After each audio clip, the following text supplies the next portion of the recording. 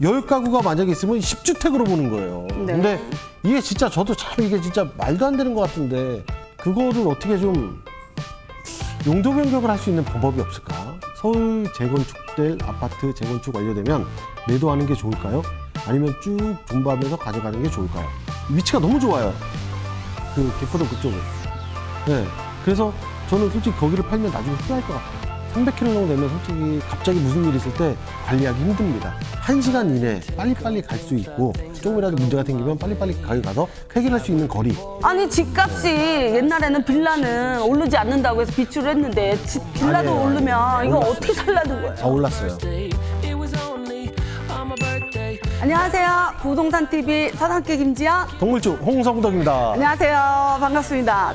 요즘 코로나로 많이 힘든 분들 많으시죠? 요즘에 부동산이 끝도 없이 많이 오르고 있죠.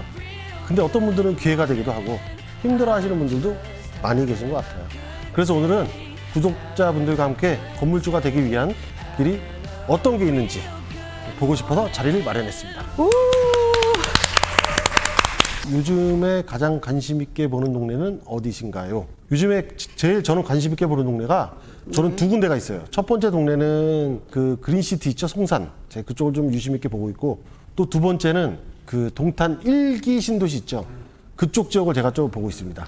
이게 정말 안타까운 이게 얘기인데 이게 다세대 주택이 옛날에는 그게 어떻게 다세대 주택이 됐냐면 맨 처음에 이제 건물을 지을 때 네. 주차장 대수 때문에 그 다세대 주택을 지으면 일시적으로 주차장을 좀 완화를 해줬었어요. 그렇게 해가지고 이제 주택을 지었던 건물주들이 지금 완전히 지금 뭐 된소리를 맞았죠. 10가구가 만약에 있으면 10주택으로 보는 거예요. 네. 근데 이게 진짜 저도 참 이게 진짜 말도 안 되는 것 같은데 그거를 어떻게 좀 용도 변경을 할 수 있는 방법이 없을까?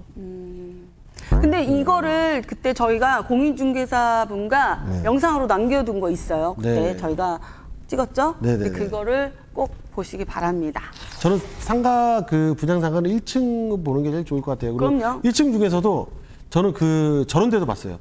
여기 그 상가가 이쪽 지하도 1층이고 뒤로 올라오면 1층인 거예요. 그러니까 네. 여기 밑에 1층은 지하로 들어가는 1층이고 네. 지하 같은 1층이고 이쪽 뒤로 들어가면 1층 같은 1층인 거죠. 그러니까 이게 그 땅이 이렇게 경사가 진 땅인 거예요. 근데 제일 중요한 게 뭐냐면 들어가는 입구 쪽에서 제일 눈에 띄는 부분. 입구 제일 앞에. 그쪽이 제일 좋죠. 앞에. 1층이라고 그랬는데 맨 끝에 있는 게 좋습니까? 안 좋죠. 그러니까 1층이라고 해서 무조건 좋은 건 무조건. 아니에요. 그러니까 분양상가는 정말 딱 봤을 때 내가 봤을 때 좋은 거 아니면 저는 손을 안 대는 게 좋을 것 같습니다. 네. 네.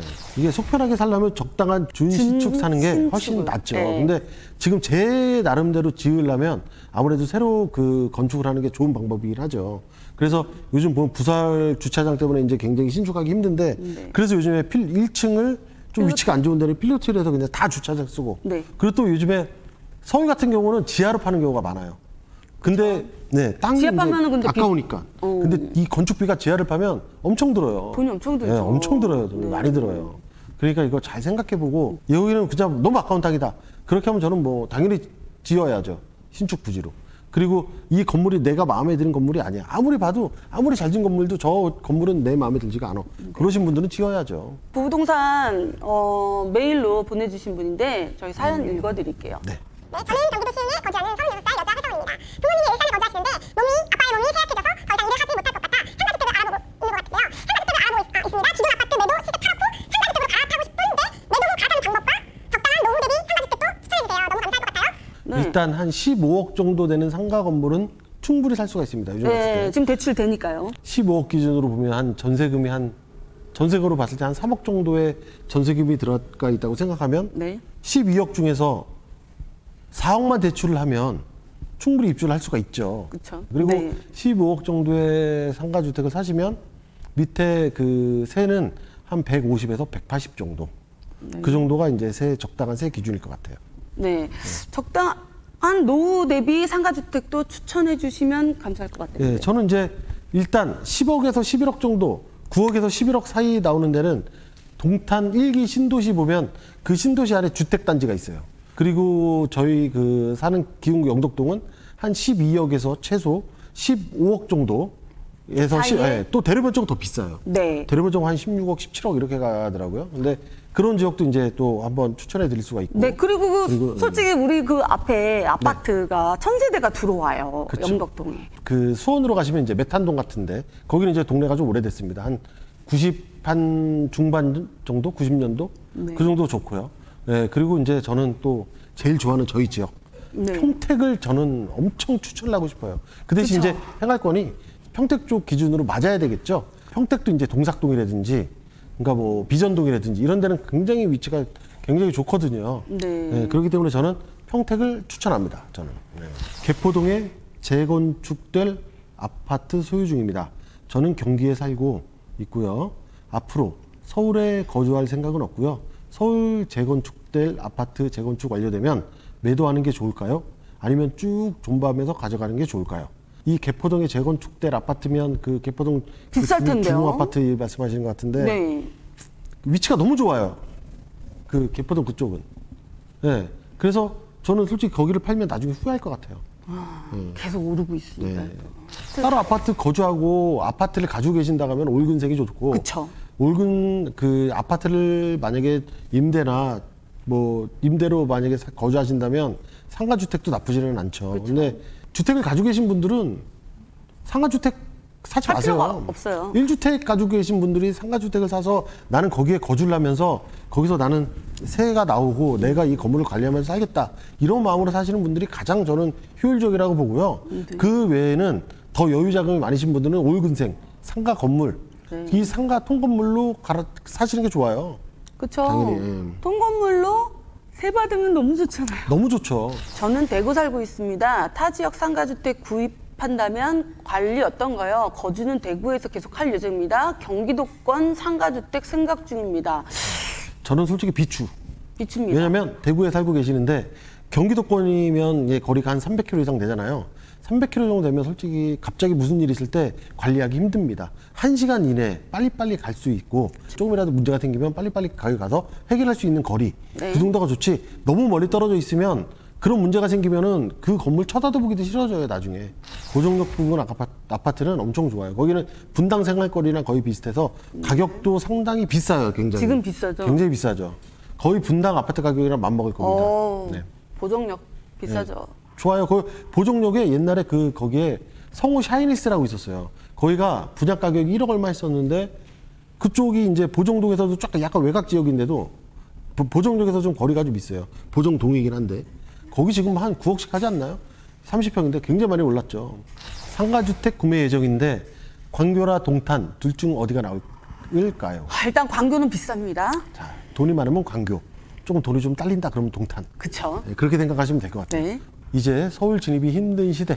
서울에 있는 빌라 매매는 어떻게 생각하세요? 세대가 분양상가랑 똑같이 이 건물이 하나 있으면 거기에 이제 똑같이 이렇게 하나 구분상가처럼 이렇게 들어가 있는 빌라로 생각을 하기 때문에 저는 그렇게 안 했었어요, 사실은.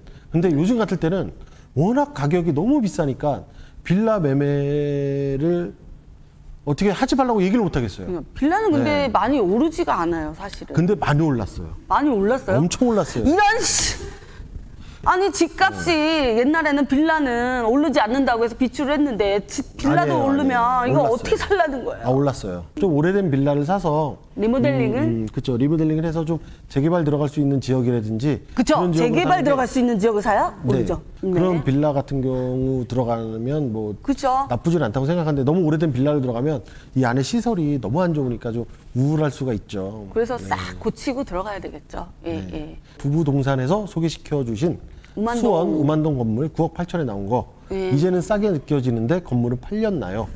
아직 안 팔렸어요. 팔렸다면 매매에 대한 건물주의 생각은 저는 이 건물 완전 추천대가 드렸어요. 저도 너무 좋아요. 근데 왜 그때 안 팔렸냐면 대출이 안 나왔어요. 요즘은 다시 한번 알아보세요. 그럼 대출이 나와요. 그런데 여기 제가 알기로는 대출이 안 나와서 못 팔았던 경우가 많고 작년 저희가 11월에 이걸 찍은 거거든요. 근데 내년 6월이네. 작년 12월이면 1년 7개월을 기다려야 되잖아요. 그쵸. 그럼 너무 오래 기다리니까 사람들이 여기에 대해서 약간 좀 머뭇거렸던 거죠. 솔직히 저는 좀 기회라고 생각하는 게 아파트는 이제 대출이 잘 안 나오는데 좀 근린상가 대출 규제 완화는 이 금융에서는 되니까 어느 정도. 어떻게 보면 지금이 또 기회일 수도 있지 않겠습니까? 저는 뭐 나쁘지 않다고 봅니다, 지금. 네. 자, 수원에 거주하고 있습니다. 상가주택을 알아보고 싶은데 중학교 다니는 아이가 있어서 학교나 학군을 포함해서 괜찮은 지역은 어디가 좋을까요? 보유자금은 10억 정도 가능합니다. 여기 괜찮네요. 운만동. 네, 수원. 근데 여기보다 제 생각에는 학군을 좀 더 이제 중학교 다닌 그 아드님이 계시니까 수원 광교 쪽이 굉장히 좋아요. 수원 쪽은. 네, 영통도 괜찮고. 근데 아무래도 신도시 광교 쪽이 좀 쾌적하죠. 뭐 영통도 뭐 나쁘진 않지만. 근데 가격이 10억 정도니까 조금 예산이 부족할 수도 있겠네요. 그렇죠. 지금 좀 10억 초반은 좀 쉽지 않죠, 사실. 네. 저희 동네로 오십시오. 기흥구 영덕동 가능합니다. 가능합니다. 네. 동탄 어때요? 동탄 나쁘지 좋죠. 않죠? 굉장히 좋아요. 동탄도. 근데 이제 사실 제가 가서 좀 봤는데 네. 약간 잘 구분하셔야 돼요. 아이들이 키우기 좋은 데가 또 있고 아이들이 키우기가 약간 불편한 데가 있으니까 제가 아까 말씀드렸듯이 많이 보세요. 많이 봐야 이 건물 저 건물 내가 어느 건물이 나한테 맞는지가 보입니다. 충남 서산, 대산, 태안 쪽은 어떨까요? 토지 투자를. 태안? 저는 충남 쪽도 나쁘진 않다고 보는데 네. 태안 쪽은 저는 해안선 따라서 가시는 게 좋을 것 같아요. 벌써 이렇게 지금 1시간이 후딱 지났습니다. 아우, 예. 5분 지난 것 같아. 그래요? 지금 이렇게 들어오셔가지고 저희한테 이렇게 관심 가져주시고 이렇게 질문해 주셔서 너무 감사합니다. 네, 저도 오랜만에 하니까 너무 좋은 것 같아요. 예, 뿌꾸맘님 애 셋 키우는데 잠재우기 힘들어요. 힘들죠. 힘들죠. 하나도 힘든데 그러네요. 셋 힘들죠. 네.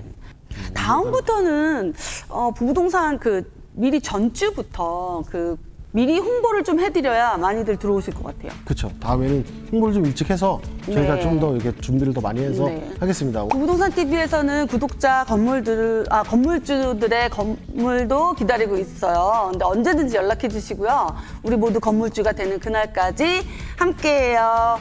구독, 좋아요. 예, 반갑습니다. 예. 구독, 좋아요, 알람 버튼 잊지 마세요. 감사합니다.